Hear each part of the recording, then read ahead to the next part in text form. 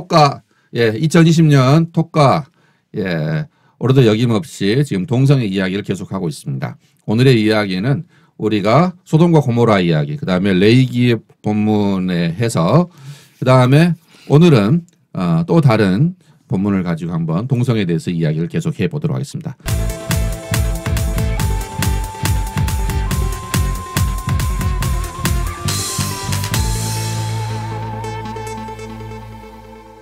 자, 오늘의 이야기는 어떤 이야기입니까? 네, 오늘은 바울 서신에 등장하는 그 남색하는 자, 혹은 탐색하는 자, 이 용어에 대해서 좀 이야기를 해볼게요. 남색하는 자, 탐색하는 자. 성경 번역에 이렇게 좀 되어 있는데요. 저기 그 원어로는 말라코이와 아세노코이타이. 말라코스와 말라코이 이렇게 표현되고 알레노코이타이 두 가지 용어가 등장하는데 고린도전서 6장 9절이 되게 또 신약에서 대표적으로 이제 동성애를 이제 금지하고 있는 본문이죠. 그런 본문으로 사용되고 또 디모데전서 1장 10절 두 군데에 둘 다 사용되는 단어가 말라코스와 알레노코이타이라는 이 두 단어입니다. 두 단어의 차이가 뭐죠? 그러니까 이 두 단어를 이제 설명하려고 하는데요.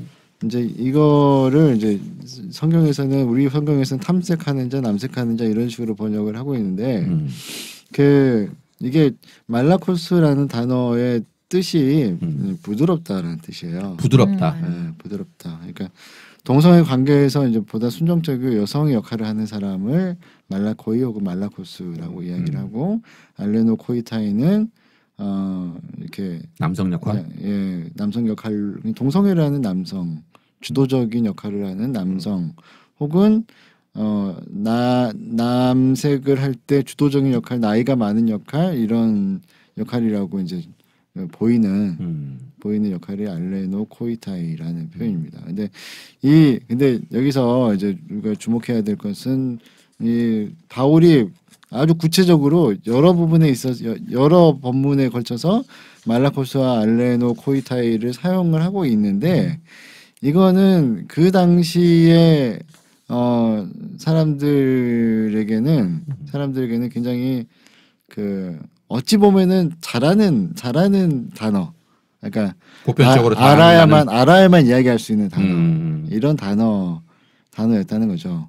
그래서 이게 뭘 알아야 되냐면 이제 로마 법에도 이제 그 시민 간 동성애 관계를 형사 범죄로 규정하고 있지만, 근데 이 관습은 그 헬라 문화에서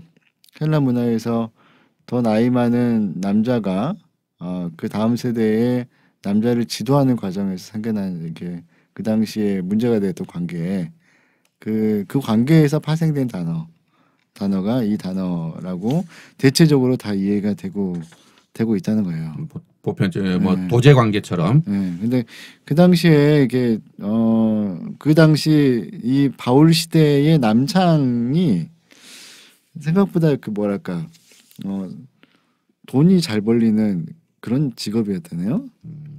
여성 창기보다도 그 남성 창기가 더 돈이 더 잘 돼서 그래서 이제 노예를 팔고 이럴 때도 미소년을 잡아서 팔게 되면 여자애들보다 더 돈을 많이 받았다고 합니다. 그 정도로 이제 수요도 있었고 뭐 그랬다는 거죠. 그래서 테드 제닝스 그 유명한 미국 시카고 신학교 교수는 비평할 때 바울이 이 구절에서 이야기한 것은 로마 지배층 사이에 있었던 공공연한 동성애적 성착취와 강간 문화에 대해서 이야기를 한 것이다. 자발적 성소수자에 대한 이야기가 아니다. 이것을 테드 제니스도 얘기하고 존 스토트도 이에 대해서 이제 인정을 하고 있는 겁니다. 그래서 이게 얼마나 남창이 잘 됐냐면 칼리굴라 시대는 로마 예수 시대와 또 바울 시대와 겹쳐 있는 그런 황제인데 AD 37에서 41이니까 그 로마 인구가 100만 명으로 늘어나면서 이제 창관 즉 남창이 활동하는 이쪽에 세금을 부과할 정도로 이제 매춘업이 굉장히 발달했었다고 합니다. 그리고 고린도 같은 경우에는 항구 도시잖아요. 항구 도시고 큰 도시였기 때문에 보통 항구 도시들이 좀 이런 게 좀 박지 않습니까? 그래서 로마 제국에서는 창녀를 부르는 이름의 고린도 여자라는 이야기가 있을 정도로 고린도에서는 굉장히 흔한 풍토가 이제 창기 혹은 남창이 있었던 그런 곳이었다고 이야기를 하고 있습니다.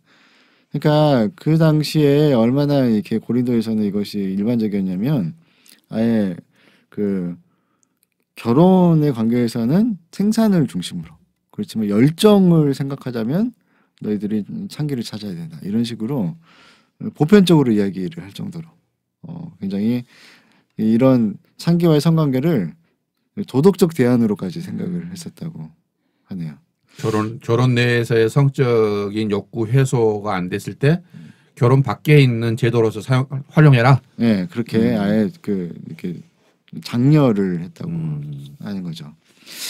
그래서 이 아까 얘기했던 바울이 얘기하는 이 용어는 그 착시적 관계에서 이야기되는 용어라는 거죠. 그러니까 남자와 남자 사이에 왜 남창이 이렇게 성행하고 돈을 많이 줘야 이렇게 되고 이러냐면 사회적으로 규제되는 것이 있었다는 거예요. 하지 말라고 하는 것이 로마법이 됐고, 근데 그 법을 뚫고 해야 되니까 돈을 더 많이 줘야 되는 것이고, 혹은 또 위험 산업이네. 네, 그래서 그리고 또 이런 관계를 유지하는 것은 그 은밀한 관계, 남자들의 은밀한 관계 안에서 이루어지는 특별히 그 주도적인 남성이 존재해야만 이루어질 수 있는 그런 관계들이었기 때문에 그런 관계에 대해서 지금 바울이 이야기하는 맥락이 굉장히 너희들의 악행을 이야기할 때 신앙이 어긋나는 악덕 목록을 이야기할 때 이 단어를 사용하면서 하지 말라고 이야기를 하고 있거든요. 그렇다고 한다면은 이거를 자발적 성소수자와 바로 연결시키는 것이 조금 쉬운 것은 아니다. 이게 바울이 금지한 것은 그리고 그때 당시 로마법으로도 금지하고 있는 동성애라고 하는 것은 지금 현재 우리 사회에서 논의되어지고 있는 동성 간의 어떤 사랑, 그런 어떤 범주보다는 어떤 그 나이든 남자 어른이 나이 어린 남자를 어떠한 성적인 착취, 계급적인 폭력 이런 것을 통하여서 행해지는 동성애 이것을 금지한 거다.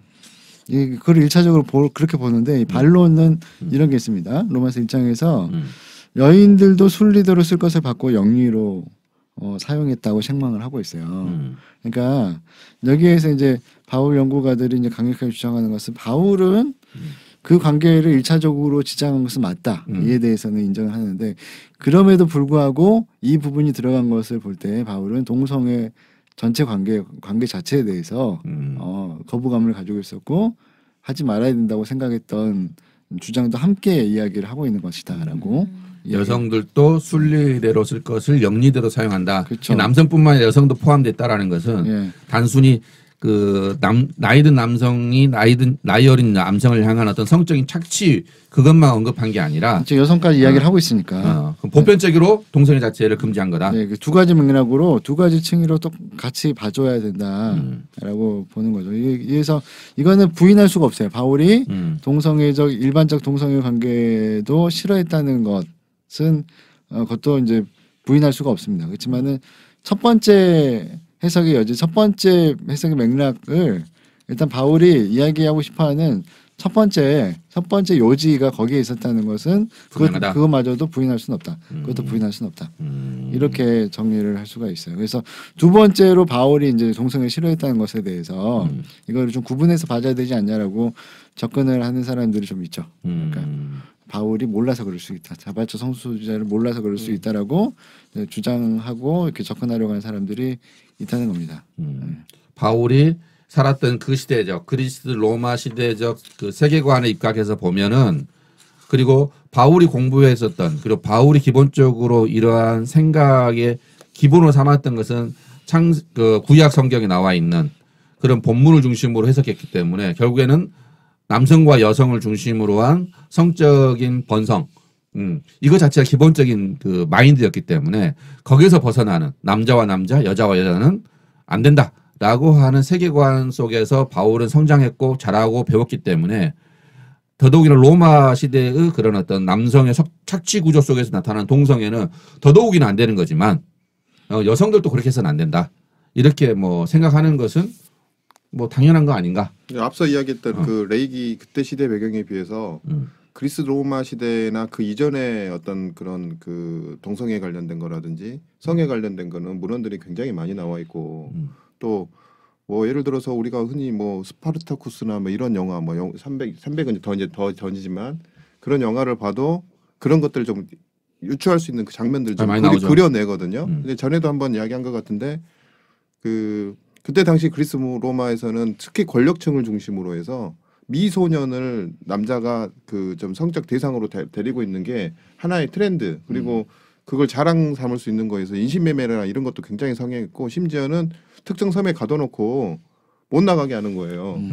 그래서 계속 착취한다든지 그런 문화도 있었고 또 반면에 저번에 일단 리보스라는 섬이 이제 레즈비언 원혼이라고 하는데 거기는 여성들만 또 그렇게 들어가서 또 이게 그런 비슷한 그 권력층을 중심으로 해서 그런 문화가 있었던 당시이기 때문에 물론 이제 아까 말씀하신 것처럼 바울이 잘 몰라서 했던 몰랐다 그 시대적 한계. 네. 그러니까 자기가 또 이제 정말 순수한 사랑으로 이렇게 동성애를 하고 있는 사람들을 못 만나서 어떻게 못했다면 몰랐을 수 있는 거죠. 근데 그때 당시 문화 보면은 굉장히 그런 것들은 사회적인 문제나 도덕적인 문제 또 어떤 유대교라든지 기독교 관점에서 봤을 때는 굉장히 안 되는 걸로 지적하는 거는 타당했을 것 같다. 그리고 지금 현재도 마찬가지죠. 권력층을 중심으로 이루어지는 그런 우리가 보이지 않는 것들 그런 문란함이 있는데 일반 사람들은 보통의 사람들은 그거하고 멀리 살아 있는 것처럼 보이지만 또 그걸 동경하는 사람들도 있거든요. 그러면 그 사람들한테는 마땅히 이런 것들은 하지 말아야 된다고 이야기하는 것에 대해서는 뭐 당연하다 그렇게 생각이 돼요. 그러니까 가장 기본적으로는 그리스도인으로서 하지 말아야 될 악덕의 목록에 등장하는 이 행동들은 유계질서나 그 자기의 주의 혹은 그 폐쇄적 관계를 활용해서 성적으로 착취하는 그런 행동들과 바울이 더 나아가서 이야기하고 싶은 것은 이제 성적 난잡함에 대한 이야기까지 그는 하고 싶어 했던 것 같아요. 바울의 마음에 들어가 보자면 이 두 가지 맥락을 이야기하고 싶었던 것 같은데 그러니까 그런 맥락에 대한 효용성이 요즘 지금도 한다는 거죠. 그래서 지금 그 뭐 얼마든지 이런 성적 착취적 관계 뭐 그루밍 요즘 이야기도 나오지만은 그렇게 착취하는 관계들에 대해서 그리스도인이 해서는 안 되는 행동으로 우리가 받아들이는 것이 마땅하고 그리고 또 이제 그 분별 없는 성적 행동에 대해서도 우리가 분명히 지적해야 되는 것이 맞는 거죠. 근데 이제 이 두 맥락을 현대에도 유지하는 것이 필요하기는 하되 이 시대의 맥락과 우리가 이것들을 어떻게 조화시킬까 하는 것에 대해서는 이제 우리의 숙제고 이 부분은 이제 현대의 동성애에 대해서도 이제 추후 연구를 해보면서 우리가 접근을 좀 해봐야 될 필요가 있겠다라고 생각할 수 있는 거죠. 그래서 전에 얘기했던 레이기의 맥락과 또 바울이 얘기하는 이 두 가지 용어를 사용해서 지적하려고 했던 것이 무엇인지에 대해서 하나씩 우리가 조금씩 먼저 성경 안에서 좀 이해를 해보는 게 저는 좀 필요하겠다 생각을 했던 겁니다. 예, 오늘은 바울이 가지고 있었던 동성애적 관념, 바울이 이야기했던 동성애는 어떤 것이었는가를 한번 이야기해봤습니다. 다음 시간에 또 계속해서 이야기를 해보도록 하겠습니다. 감사합니다.